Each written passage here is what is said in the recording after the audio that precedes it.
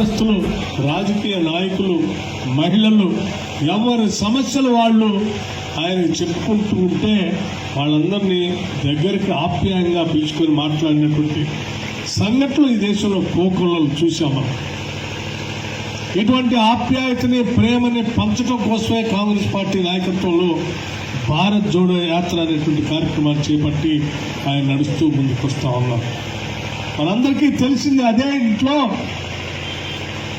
ఇందిరాగాంధీ గారిని చంపారు దుర్మార్గులు, అదే ఇంట్లో రాజీవ్ గాంధీ గారిని చంపారు దుర్మార్గులు, ఈ దేశానికి జాతిపితగా మనం పిలుచుకునేటువంటి మహాత్మా గాంధీ గారిని చంపారు దుర్మార్గులు. దొరికితే చాలు ఎప్పుడు చంపుదామని చూస్తున్నటువంటి